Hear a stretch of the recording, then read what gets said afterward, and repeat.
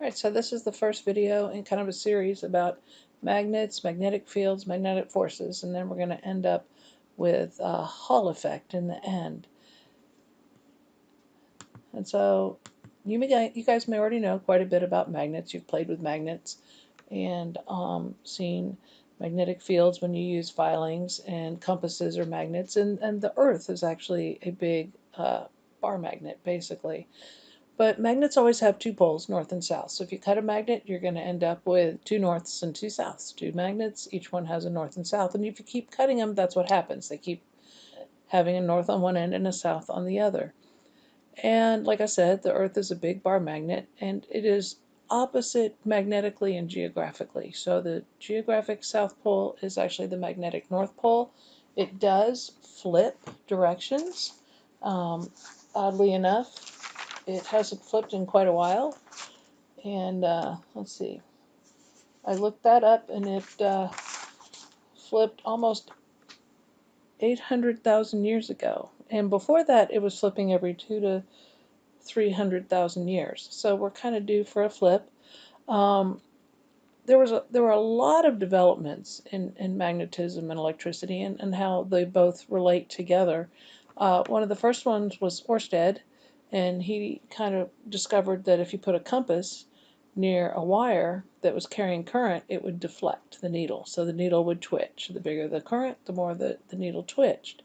And then Faraday kind of found the other way, that if you moved a magnet around a wire, you could create a current in a wire. And so a lot of this is either the magnet is moving, or the charges are moving. One of the two things has to be happening in order to create the other in the other medium.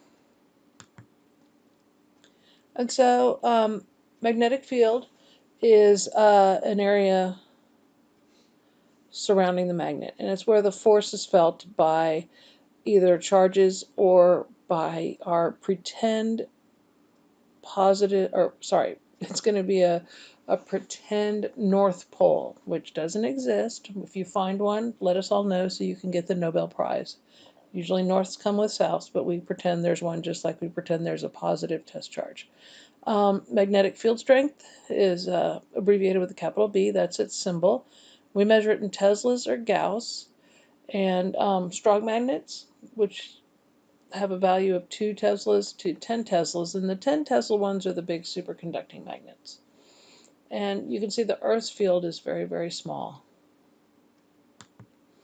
So hopefully these look familiar. They look a lot like the field diagrams for charges, but these are magnets, and it's magnetic fields. And so a couple differences.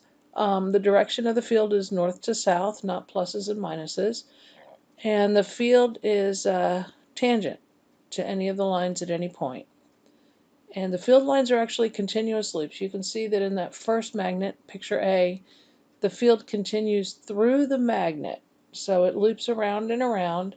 And the strength of the field is proportional to the number of lines in the amount of areas. So the tighter the lines get, the stronger the field is, and the closer to the magnet. You can see the closer to the magnets, then the stronger the field.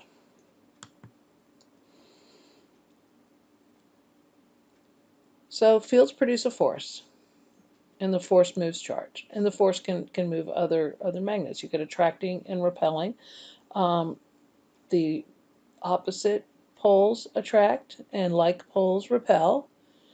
The magnetic force is proportional to a charge and the speed of the particle moving in the field, and so you end up with the equation down below. You also have the force being perpendicular to the field and the direction of the moving charged particle. So you kind of get a three-dimensional picture of this. It's almost like the X, Y, and Z axes, where the F, the V, and the B are all in different directions on a different axis.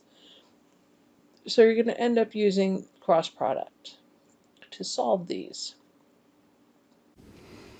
So in this video, we're going to find out what the magnetic force on a charge is when it's moving in a uniform magnetic field. And so we have a charge of 3.2 times 10 to the negative 19 coulombs, and it's moving in a uniform magnetic field of 1.5 Teslas in the plus z direction, and the charge is moving in the plus x direction with a velocity of 5 times 10 to the 4th meters per second.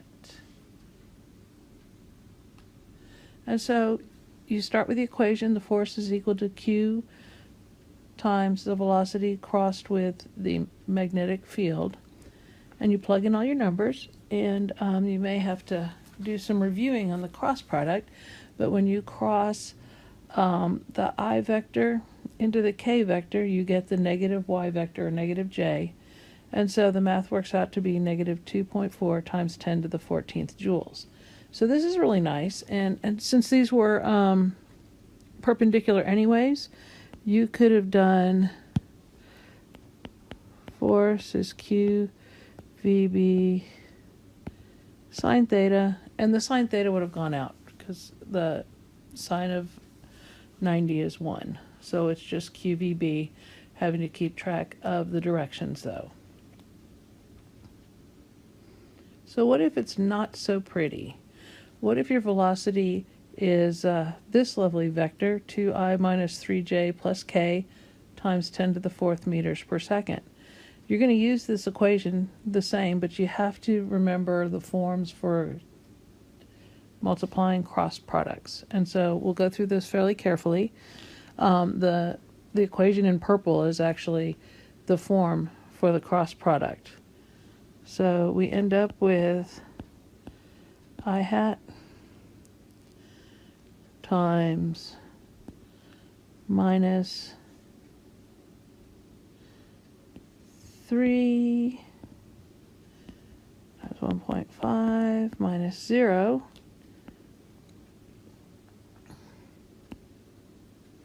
and then we have j hat times 2 times 1.5, once again minus 0. I like it when the things fall out like that. And then k hat is just going to be times 0 minus 0. And then this whole thing is times the charge. We can't forget to put that charge in there.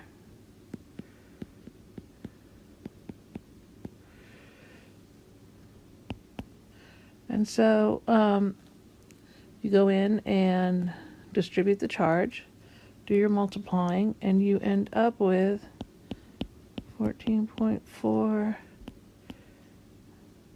in the x direction, negative 6.2 in the y direction, all times 10 to the negative 15 newtons. So it's a teeny tiny little force. Not very pretty either. And if you want to carry this one step further and combine the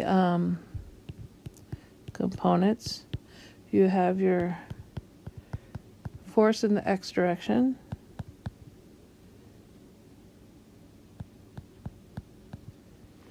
and force in the y direction,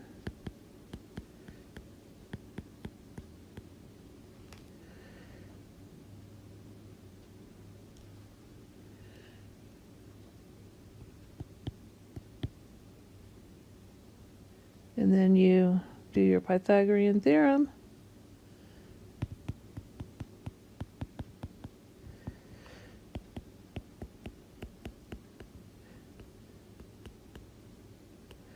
you get 1.7 times 10 to the negative 14 newtons. You have to find the angle.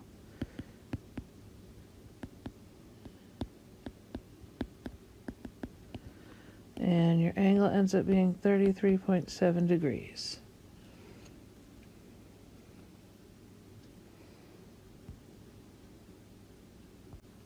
And just to remind you, we didn't take into account any force in the z direction because the z part of the velocity is parallel to the field, so it doesn't contribute to the magnetic force.